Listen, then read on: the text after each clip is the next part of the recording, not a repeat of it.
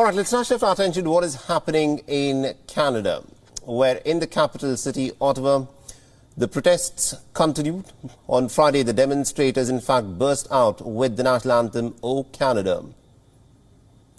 There were also occasional scuffles that were reported between the police and the protesters.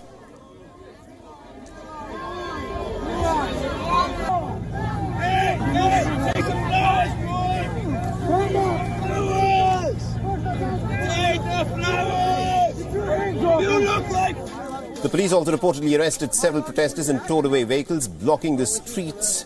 The protesters have lined up heavy trucks outside of the Parliament in the Canadian Prime Minister Justin Trudeau's office.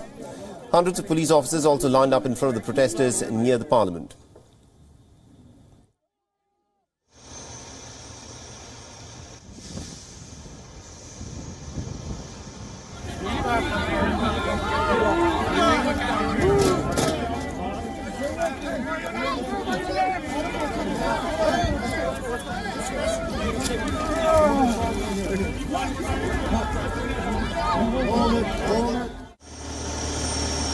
It's time to hold the line for freedom. You've got tyranny coming down on top of us in Ottawa because the evil ones know that this is where they win or lose.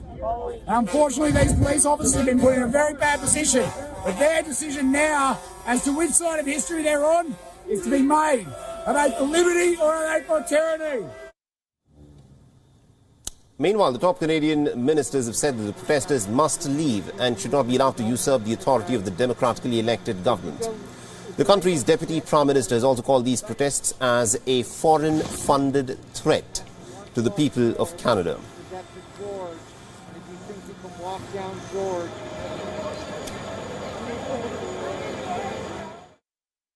If your truck is being used in these protests, your bank account will be frozen and your insurance will be suspended. The consequences for taking part in these illegal blockades are real.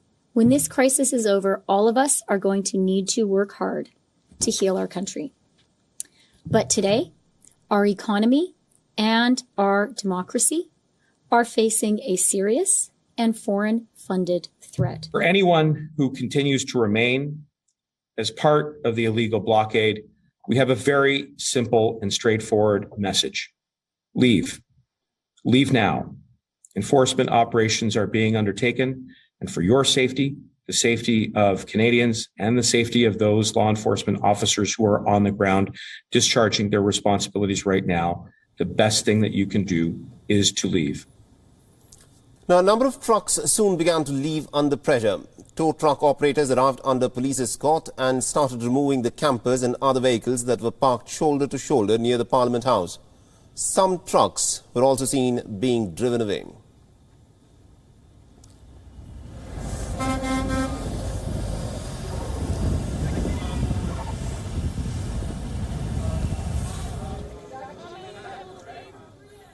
The scuffles also broke out in front of a downtown hotel. The police have sealed off much of the downtown area to the outsiders.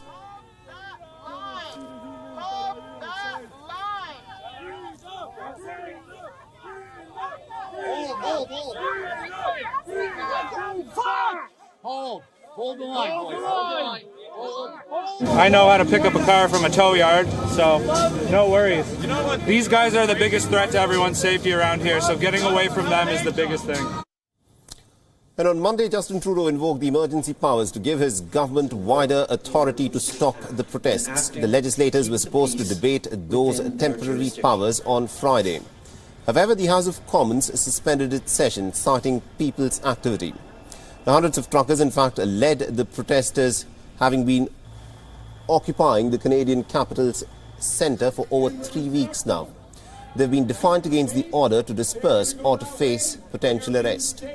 The so-called Freedom Convoy trucks began with the truckers protesting against the mandatory COVID vaccine rules to cross over from the US border into Canada.